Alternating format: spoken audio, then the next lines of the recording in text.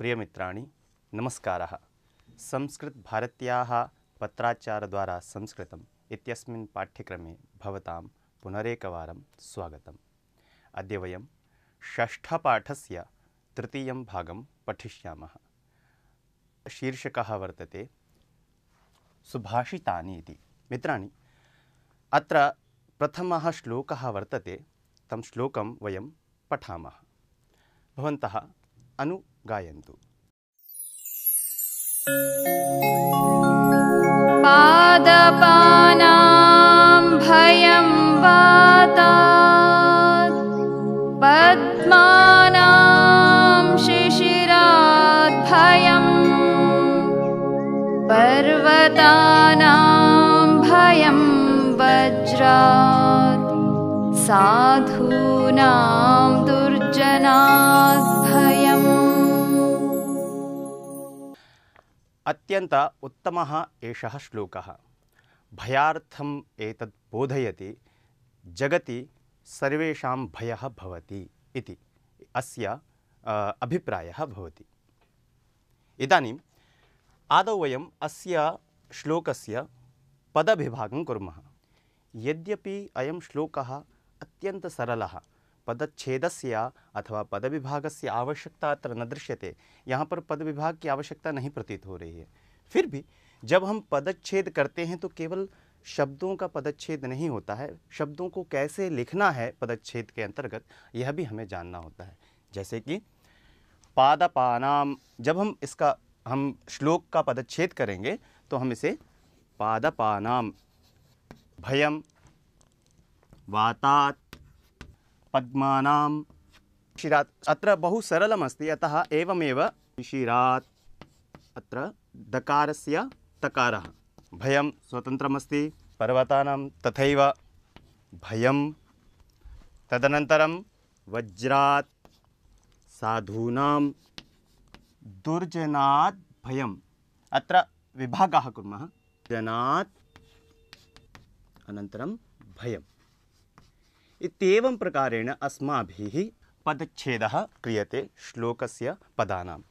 भले ही शब्द में संधि ना हो, समास ना हो, पर फिर भी जब हम पदों का विच्छेद करते हैं तो हम इस तरह से सारे पदों को लिखते हैं जिससे शब्द स्पष्ट रहें। इसके बाद हम देखेंगे, इसका अन्वय करेंगे। पादपानां भयं वातात् इति, यहाँ पे हम ले लेते हैं इसको एक वाक्य के रूप में। पुनः पद्मानां शिशिरात् भयम, इसको एक वाक्य के रूप में लेंगे। पर्वतानां भयं वज्रात्, इसको एक वाक्य के रूप में लेंगे। और अंतिम साधूनां दुर्जनात् भयम्। अत्र अस्मिन् श्लोके यदि वयं पश्यामः क्रियापदं न दृश्यते, तर्हि सर्वत्रापि वयं किं काल्पनिकं क्रियापदं तत्र योजयामः। भवति इति कर्तुं शक्यते, अस्ति इत्यपि कर्तुं शक्यते। भवति, पुनः भवति, पुनः अत्रापि भवति, अत्रापि भवति। इदानीम् अस्य श्लोकस्य अन्वयं वयं पश्यामः। पुस्तके पश्यन्तु भवन्तः। पादपानां वातात् भयम् अस्ति इति, पुनः पद्मानां शिशिरात् भयम् अस्ति, अनन्तरं पर्वतानां वज्रात् भयं भवति अथवा अस्ति। अनन्तरं अन्तिमं पश्यामः। साधूनां दुर्जनात् भयं, साधूनां दुर्जनात् भयं भवति अथवा अस्ति। अत्र यदि वयं पश्यामः अन्वयरूपेण अस्माभिः चत्वारि वाक्यानि प्राप्तानि।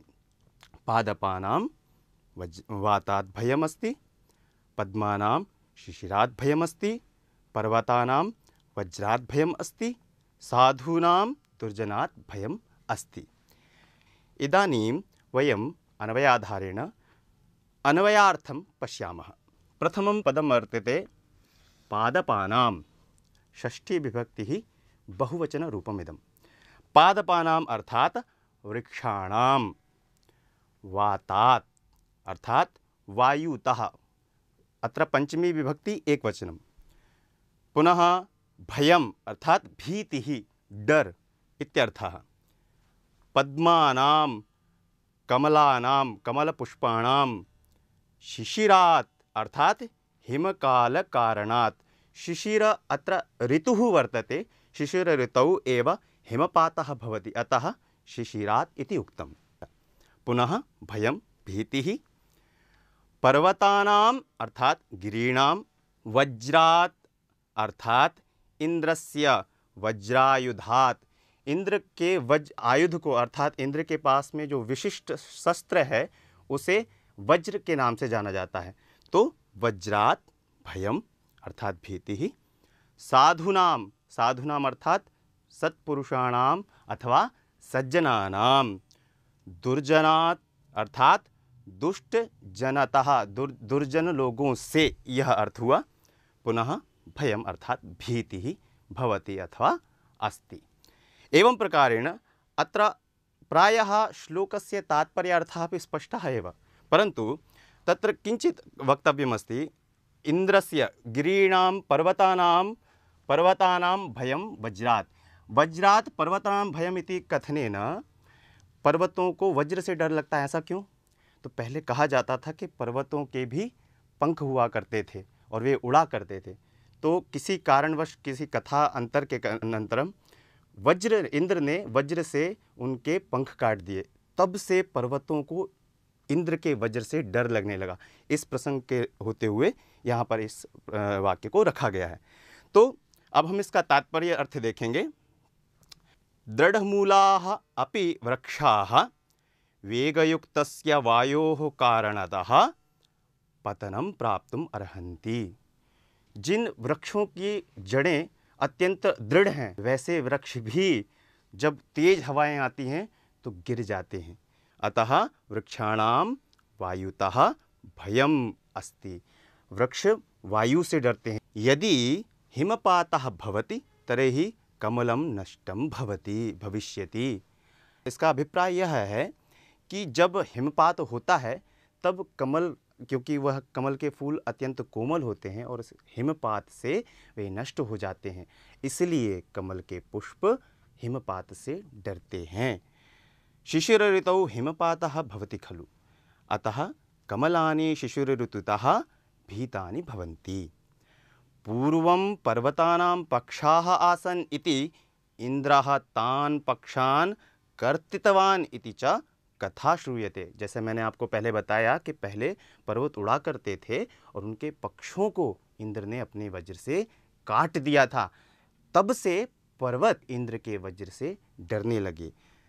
पुनः सज्जनाः यद्यपि यस्य कस्यापि अहितं न आचरन्ति। जो अच्छे लोग होते हैं वह किसी का भी बुरा नहीं करते हैं, तथापि परपीडन स्वभावयुक्ताः दुष्टाः विना कारणम अपि सज्जनान् पीडयितुम् अर्हन्ति।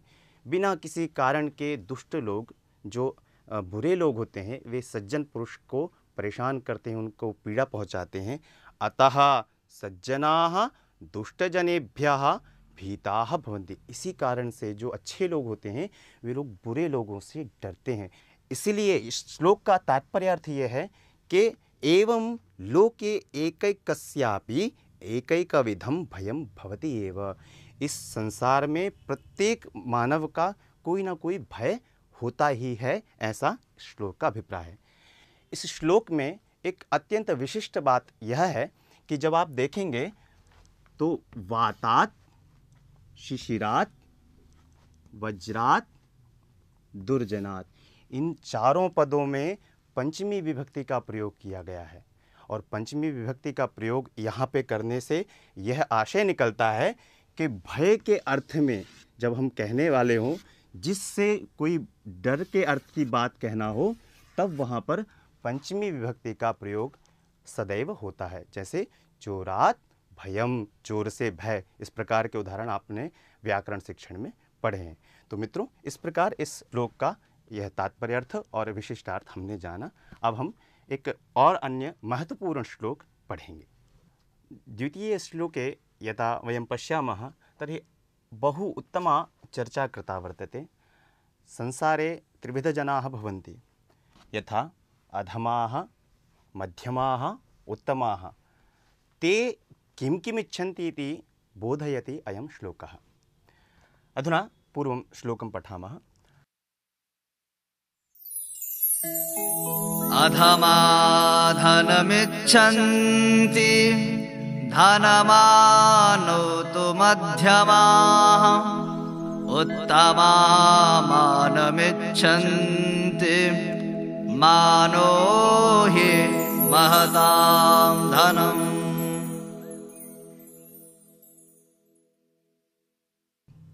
इदानीम् अस्मिन् श्लोके कथं पदच्छेदः इति पश्यामः। अधमाः इति अस्ति। अधमाः प्रथमा बहुवचने अस्य प्रयोगः। पुनः धनमिच्छन्ति, अनन्तरं धनमानौ, धनञ्च मानञ्च तौ धनमानौ। तु इति अव्ययपदं वर्तते, मध्यमाः इति स्वतन्त्रपदं वर्तते, पुनः उत्तमा अत्र उत्तमाः इति, पुनः मानम् इच्छन्ति, अनन्तरं मानो मानः इति पदं वर्तते, मानः। हि इति अव्ययपदं वर्तते, अनन्तरं महताम्, अत्र महत् इति शब्दः षष्ठी विभक्ति बहुवचनं वर्तते, महताम्। पुनः धनमिति स्वतन्त्रपदं वर्तते। एवं विधम् अस्य पदच्छेदः अस्माभिः कृतः। इदानीं वयं पुस्तके पठामः अस्य अन्वयः कथम्।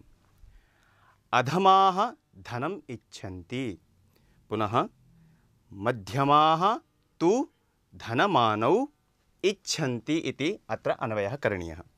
पुनः उत्तमाः मानम् इच्छन्ति, उत्तमाः मानम् इच्छन्ति, अत्यन्त सरलं। पुनः हि मानः महतां धनम् अस्ति, महतां धनं मानम् अस्ति इति अन्वयः अस्माभिः कृतः। इदानीं वयम् अन्वयार्थं जानीमः। प्रत्येकं पदस्य वयम् अर्थम् अत्र पश्यामः। पश्यन्तु, अधमाः, अधमाः अर्थात् अत्र उक्तम् अनुत्तमाः जनाः, बुरे लोग या फिर निम्न स्तर के लोग। धनम अर्थात विनिमय साधन रूपम द्रव्यम, धनम अर्थात लक्ष्मी, पैसा, संपत्ति इत्यादि अर्थों में यह प्रयोग किया जा सकता है। इच्छन्ति अभिलषन्ति, चाहते हैं। मध्यमा तु मध्यम जनाः तावत् धनमानौ, धन और मान, धन भी चाहते हैं और सम्मान भी चाहते हैं मध्यम लोग। पुनः उत्तमाः अर्थात श्रेष्ठाः जनाः, मानम अर्थात गौरवम सम्मानम, इच्छन्ति अर्थात अभिलषन्ति, हि यतो हि महताम अर्थात महापुरुषाणाम सज्जनानां वा दृष्टया अथवा महान पुरुषों की दृष्टि से, मानः अर्थात सम्मानः, गौरवम, धनम सारभूतम अर्थात सर्वश्रेष्ठम इति अन्वयार्थः।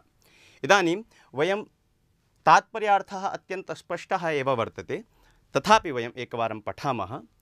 अनुत्तमाः जनाः जीवने धनमात्रम् इच्छन्ति।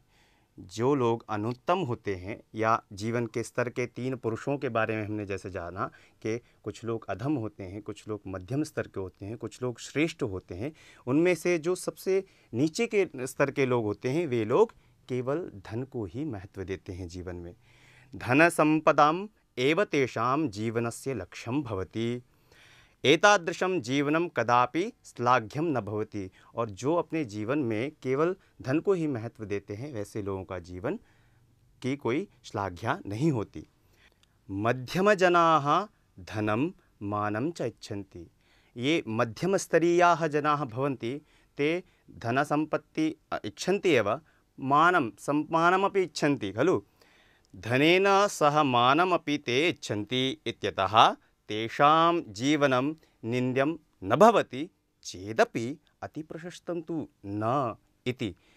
जो धन तो चाहते ही हैं, सम्मान भी चाहते हैं, तो उनका जीवन अति निकृष्ट है या श्लाघनीय नहीं है ऐसा तो नहीं कह सकते, परंतु अति प्रशंसा के योग्य भी उनका जीवन नहीं कहा जा सकता।